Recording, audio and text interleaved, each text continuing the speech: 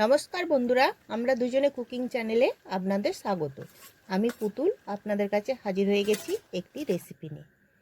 চলুন আজকে আমি আপনাদেরকে কি রান্না করে দেখাচ্ছি, আপনারা দেখুন, পুরো ভিডিওটা দেখতে থাকুন।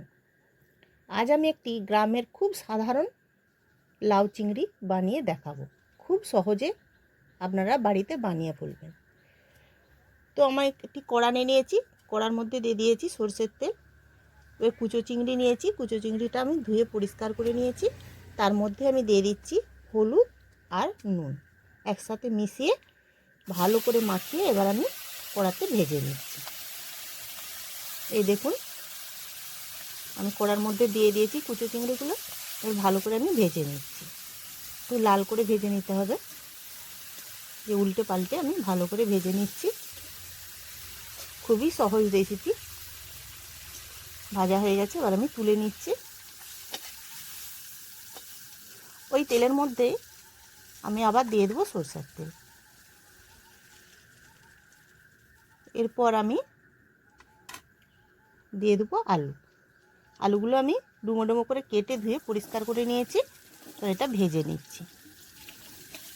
ভেজে ভালো করে আমি খুন্তি দিয়ে ভালো করে নেড়ে চেড়ে এটা আমি ভেজে নিচ্ছি। এর মধ্যে আমি দিয়ে দেবো নুন আর হলুদ। নুন হলুদ দিয়ে আমি ভালো করে মিশিয়ে নিচ্ছি। এই দেখুন, একটু লাল করে ভেজে নিয়েছি, ভাজা হয়ে গেছে। এবার আমি তুলে নিচ্ছি।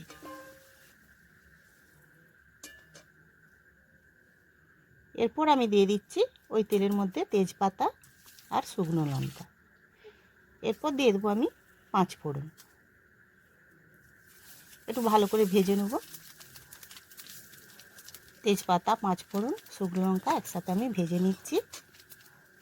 এরপর দিয়ে দেবো কুচিয়ে রাখা পেঁয়াজ। 2টো পেঁয়াজ আমি আগেই কুচিয়ে রেখেছিলাম, সেটা আমি দিয়ে দিলাম। দিয়ে ভালো করে এবারে ভেজে নিচ্ছি।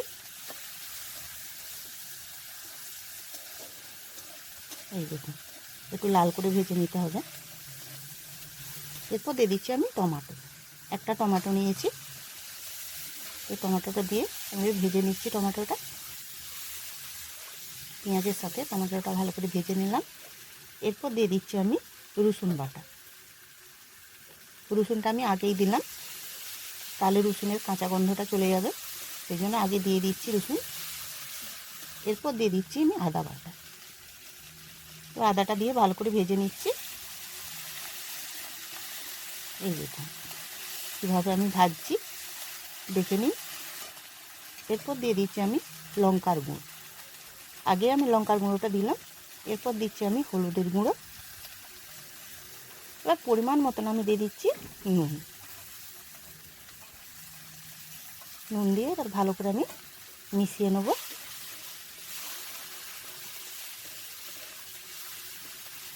এই টমেটোগুলো একটু করে দিচ্ছি, ভালো করে নেড়ে নিলাম। এবার জল দিয়ে ভালো করে আমি কষিয়ে নিচ্ছি, নাহলে মশলাটা ছুঁয়ে যাবে, সেই জন্য আমি জল দিয়ে ভালো করে কষিয়ে নিলাম। এরপর আমি মশলাটা থেকে যে তেল ছেড়ে ছেড়ে আসছে, তার মানে বুঝে নিতে হবে যে আমার মশলাটা কষানো হয়ে গেছে।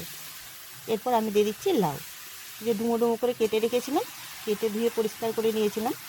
এরপর আমি লাউটা দিয়ে ভালো করে মশলাটার সাথে আমি মিশিয়ে নিচ্ছি। একটু ভালো করে মিশাতে হবে। লাউ তো ভাজার দরকার নেই, কিন্তু মশলাটার সাথে মিশিয়ে নিতে হবে। এবার অল্প করে দিয়ে দিলাম জল, যাতে মশলার সাথে লাউটা ভালোভাবে মিশে যায়, সেই জন্য আমি অল্প করে দিয়ে দিচ্ছি জল। এরপর দিয়ে দেবো আমি আলু। ভেজে রাখা আলুটা দিয়ে দিলাম। দিয়ে ভালো করে খুন্তির সাহায্যে আমি নেড়ে নিচ্ছি।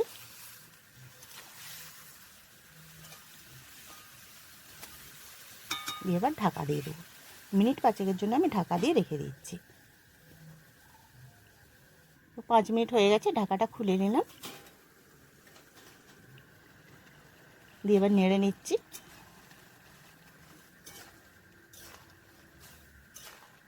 এই দেখুন লাউগুলো নরম হয়ে গেছে, মানে সিদ্ধ হয়ে গেছে লাউটা। এরপর আমি দিয়ে দিচ্ছি ভেজে রাখা কুচো চিংড়ি।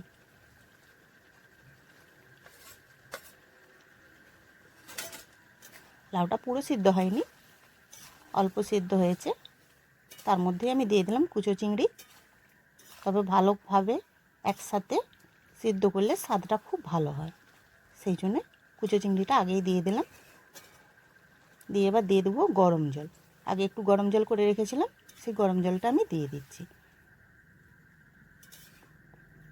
1 বাটির মতন আমি গরম জল দিয়েছি, খুব বেশি দেওয়ার দরকার নেই। এরপর আমি ঢাকা দিয়ে দিচ্ছি। এরপর আমি অল্প আঁচে আরও 10 মিনিট আমি ভাপিয়ে নেব।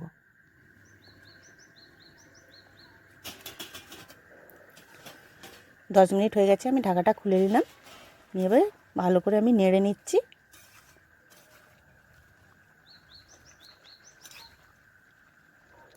এরপর আমি দিয়ে দিচ্ছি চিনি। চিনিটা পরিমাণ মতন দিতে হবে, অল্প করে দিয়ে দিলাম চিনি। নুন আর চিনি পরিমাণটা একসাথে দিলে এর স্বাদটা খুব ভালো হয়।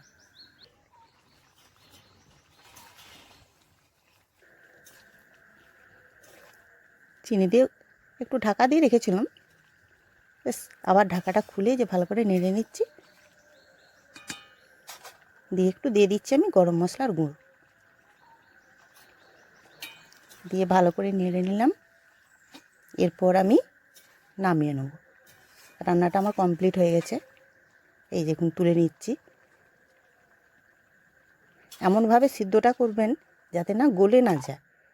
সবগুলো দেখুন গোটা গোটা আছে, বেশ ভালো লাগছে দেখতে, আর খেতেও খুব টেস্টফুল হয়। আপনারা একবার হলেও বাড়িতে বানাবেন। এই দেখুন বন্ধুরা, আমার লাউ চিংড়ি একদম রেডি। আশা করি আপনাদের এই ভিডিওটা ভালো লাগবে।